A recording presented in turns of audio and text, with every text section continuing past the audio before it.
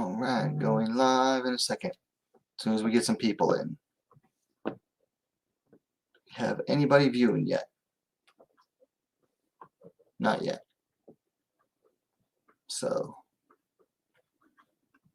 as soon as we get some people in. Hey, we got somebody. Okay, so welcome to the WMMA Now weekend preview for the weekend of August 6th through 8th of 2021. Just going to go through the fights this weekend real quick. Didn't really have a whole lot planned for this week, so not a whole lot going on, but there are some fights. 3 ladies fights on UFC and 2 other fights I want to talk about, both later tonight. So I'm going to go ahead and get this started real quick here. But I'll get started. First up, we are going to Lux Fight League, which is going to go down on UFC Fight Pass if you're in the U.S. Check local listings elsewhere. But this, I believe the main card starts at 10 p.m. on the East Coast. But we have a strawweight championship and the finals of their strawweight tournament. Sarai Orozco taking on Tanya Torres. Let's see here. Orozco coming in at 6-4. Torres coming in at 4-0. No age available for Torres. Orozco is 30 years old. These ladies stand the same height, 5 feet 5 inch, 165 centimeters. No reach listed for Torres. Orozco is listed at 65 inches, 165 centimeters. This is actually the fight I'm most looking forward to this weekend.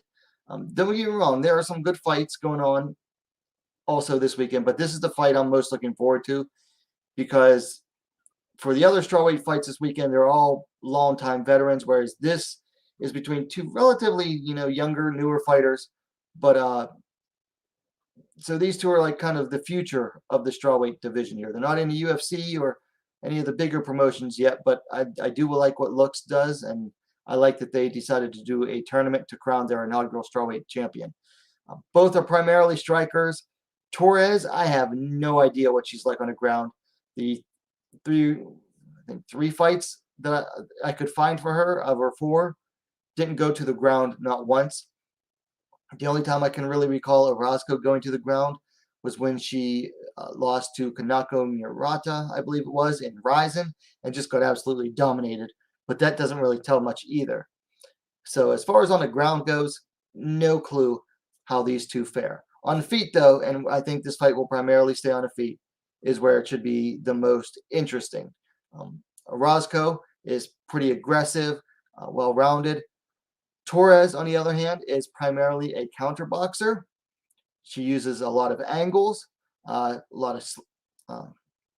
she cuts angles, uses some good head movement, and just really nice counter striking. Obviously, she works on it very hard because you can just tell by how good she is at it. I'm going to go with Sarai Orozco because I think she's the more well-rounded fighter. I think she has more to her game overall. And when this tournament started, she was matched up with Yahairo Romo. And I said whoever wins that too, because that was the 2 most experienced fighters in the tournament were facing off in the quarterfinals. And I said whoever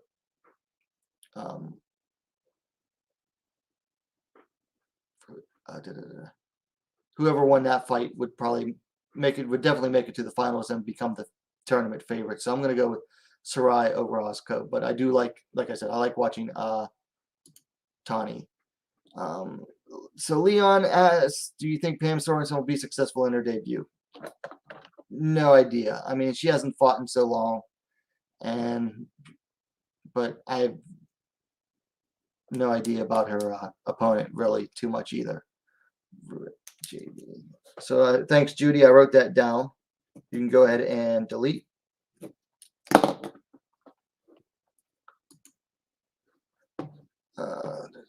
So next up, we go to Combate Global. Has a women's bantamweight bout. Lucero Loba Acosta taking on Chantel Killa Coates. Acosta on the left, Coates on the right. this is a battle, I think Acosta, I don't think she's fought for anywhere outside of Combate, whereas Coates is an Invicta veteran. Both are very have heavy hands. Both have knockouts on their record, and both should make for a very fun, exciting fight here. Let's go ahead and take a look at the stats. See, Coates is 1-1. Acosta is 2-1. Now, Coates is coming off, officially, she's coming off a loss to Caitlin Salmons just under 2 years ago. After that, she had a quick win in an exhibition bout at one of the Invicta Phoenix Series events against Flor Hani via split decision. I believe that was one of the tournament reserve bouts.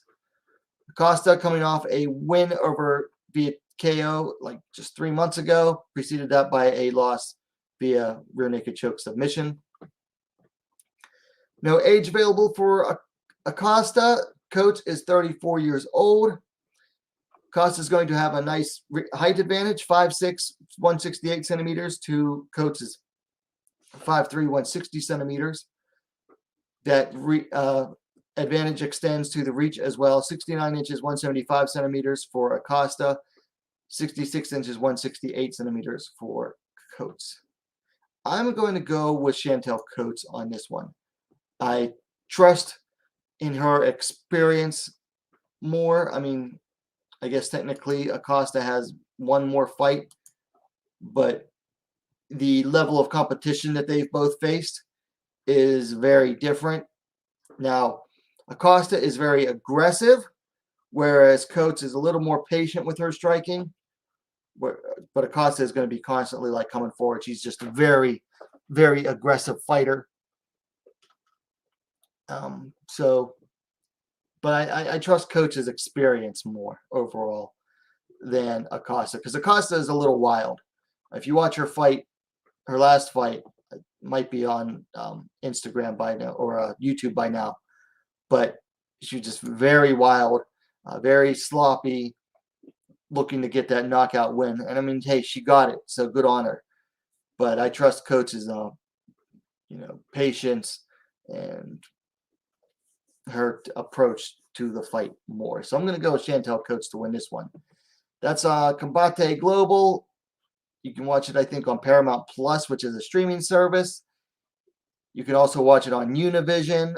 If you download the Univision app and already have a cable subscription, even if you don't subscribe to Univision, you should be able to watch it for free.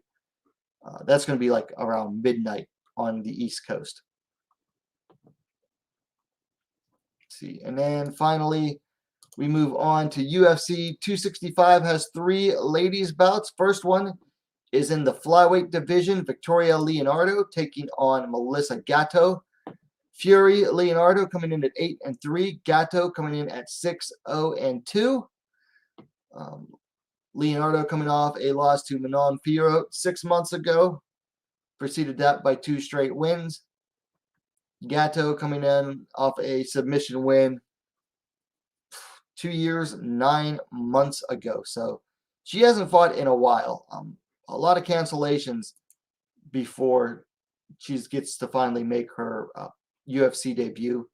I think one of them was a USADA violation as well. So anyway, Leonardo's the elder fighter, 31-25 for Gatto. Same height, 5 feet 5 inches, 165 centimeters. No reach listed for Gatto. Leonardo has a reach of 64 inches, 163 centimeters. This is a tough one to call. I mean, like I said, Gatto hasn't fought in close to 3 years. Leonardo, she fights the same way every time. She's gonna make it. She's gonna make a fight out of it. I mean, she never really goes in with, say, like a game plan, as it were. But she just looks to make every fight just down and dirty and just really like suck the fight into her brawling nature. She's not particularly fast, and she's not particularly good at like any one thing. But that said, Victoria Leonardo fights are can't miss. I mean, they always end up being good fights. Whether she wins or she loses, you got to watch a Victoria Leonardo fight. They're just always entertaining. As for who wins this one, it's totally up in the air for me. Like I said, Gatto has been out for so long, but Leonardo is very like hit or miss. I mean, she's lost 3 out of her last 5. So Leon has a question there. Did Victoria Leonardo beat Mellon Hermanson at Bellator? So she did. She defeated her via armbar at 4:49 of the first round back in March of 2019. Okay, so then we move on to a strawweight bout, one I'm really looking forward to. The Polish Princess is back. Karolina Kowalkiewicz taking on Jessica Penny. Kowalkiewicz coming in at 12-6. Penny coming in at 13-5. Kowalkiewicz riding that long downfall, 4-fight losing streak, most recently to Yan Chonan a year and 4 months ago. Preceded that by a loss to Alexa Grasso via decision a little over 2 years ago. Jessica Penny just made a return after a long time, defeating Lupi Godinez via split decision 3 months ago. Before that, it was like a good 4 years between fights. She lost a decision to Danielle Taylor. Neither fighter are on the right side of their 30s, unfortunately for them. Penny's the older fighter, 38 years, to Kowalkiewicz is 35. Penny is the taller fighter, 5 feet 5 inch, 166 centimeters, to Kowalkiewicz is 5'3", 160 centimeters. That advantage extends to the reach as well. 67 inches, 170 centimeters for Penny, to Kowalkiewicz is 64 inch, 163 centimeters.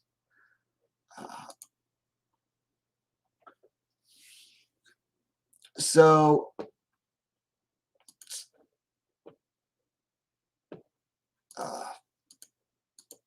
this is one of those fights. It's like, I like both fighters. Certainly don't want to see either of them lose. I guess I could hope and pray for a draw. I mean, Kowalkiewicz, my biggest problem is that she hasn't like changed gyms or anything yet. I think this is just like trying to be her last hurrah. Whereas Penny, I think, has spent so much off time that she's trying to, get some more fights in. But I mean, either one of these two could get cut with a loss. I mean, I think both of them kind of have one foot out the door already. I mean, Penny looked pretty good in her last fight against a younger, faster fighter who was a style that traditionally is not, good for Penny. Kowalkiewicz is just, she was at the top of the division or near the top for a little while, and then she just had a really hard downfall. I mean, the division caught up with her. She couldn't rely on her toughness to get her through anymore, especially after the Andrade fight. I mean, when she got knocked out by Jessica Andrade, I think that just really opened up her eyes, like, oh, I can't just, get by on a strong chin anymore. And she just hasn't been able to really improve since then.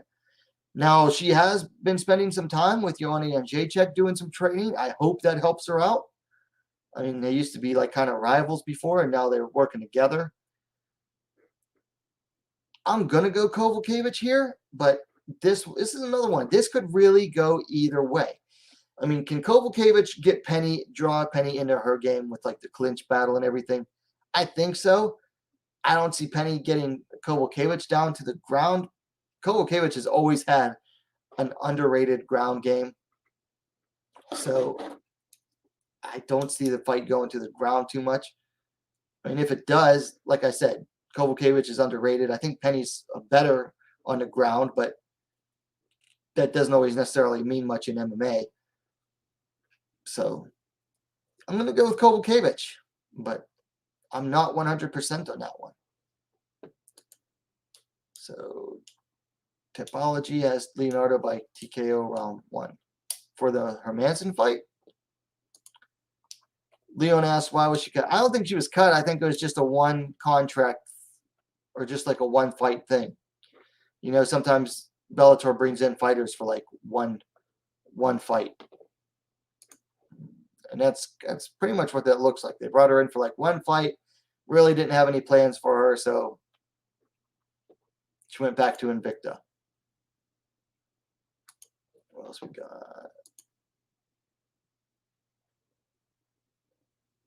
So you're going for Hill by decision. Judy is. Leon has Carolina. So anyway, we're going to move on to the last fight I'm covering for this weekend. Also at strawweight, Tecia Torres versus Angela Hill, the rematch. So these two last fought way back in 2016, I believe, or 2015. I believe 2015. June of 2015, that was at UFC 188, Velasquez versus Verdum. That was in Mexico City, with Torres coming out ahead via unanimous decision. Looking at the stats, the Tiny Tornado is 12-5, Overkill Hill 13-9. Torres riding 2 straight wins into this one over Sam Hughes or Brianna Van Buren and then Sam Hughes. Hill coming off a decision win over Ashley Yoder 4 months ago, preceded that by 2 losses to Claudia Gadelia and then Michelle Watterson. Hill is the elder fighter, 36-31 for Torres. Hill slightly taller, 5'3", 160 centimeters, to Torres is 5'1", 155 centimeters. Reach advantage as well for Hill, 64.5-inch, 164 centimeters, to 61-inch, 155 centimeters for Torres. This is a tough one. This is a hard one to call. I mean, Hill has been overall more active as a fighter than Torres has. Had mixed success. You know, Torres, she's been faltering lately at the upper echelon of the division, but, you know, you look at who she's lost to. She's lost to fighters that are all, I mean, Andrade, who's a top 5 flyweight now. Jan Jacek, who's still a top 5 strawweight and former champ. Zan, former champ. And then Marina Rodriguez, who's top 5. So the fighters that Torres has lost to have all been, you know, the cream of the crop. Whereas Hill has yet to get a win over a ranked fighter. I don't think she has any wins over a ranked fighter in her entire career. No, I know she hasn't. But as far as styles go, both do best when they're they have their foot on the gas. When Torres is moving forward, letting her strikes go, that's when she's in her element. You know, when she's doing her Tiny Tornado thing. Hill, very active on her feet, a lot of footwork, a lot of feints. Also does her best when she's, you know, being the aggressor and throwing a lot. I think it's going to come down to whoever can implement their game plan better.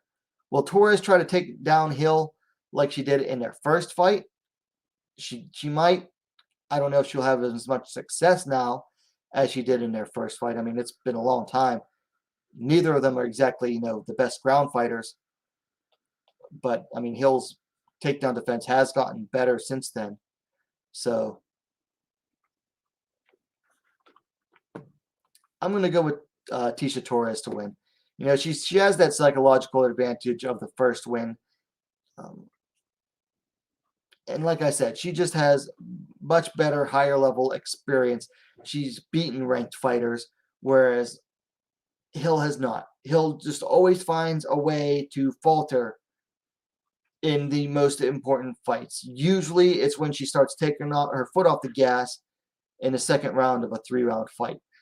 And it just does not do her any favors with the judges because her opponents usually end up finishing stronger. So I'm going to go with Tecia Torres to win, but this is yet another fight that is really just an absolute pick-em. But I'm going with Torres. Torres, 4 loss straight, 2018 and 2019, won 2 in 2020. Yeah, she had a rough patch. Judy agrees it's hard to call. And Leon says she also got her first finish against Sam Hughes. All her wins. Actually, her first finish for Torres was against Juliana Lima, who she finished via rear naked choke. Is that right? Yes. 53 seconds of the second round at the Ultimate Fighter 25 finale in 2017. That was Torres' first finish. Hill's not exactly a finisher either. Look at her wins. Yoder decision. Look Budmin decision. She beat Seifers via ground and pound and Carnelosi via a doctor stoppage due to a cut. But yeah, it doesn't really have any UFC wins by decision other than those two, or by finish. So, but yeah, for me, ultimately, it comes down to who does better against ranked opponents, or who does better against a higher caliber of opponents. Torres generally does better. I mean, Torres has that win over Watterson, whereas Hill doesn't. But I mean, both of them have neither of them are the same fighter they were back in 2015. Hill definitely has improved a lot. I mean, Hill really grew as a fighter in the last 6 years, but I'm going to go with Torres. Anyway, I just wanted to do a really quick weekend preview. Just been really tired after work every day, so I haven't been able to do much else. So I wanted to hurry up and get this done before, the fights really get started this weekend. Anyway, if you're watching it on the playback, let me know your thoughts in the comments down below. Likes always appreciated. And go ahead and subscribe to WMMA Scene Now, the most complete women's mixed martial arts dedicated platform on YouTube. Thank you for watching. We'll see you next time.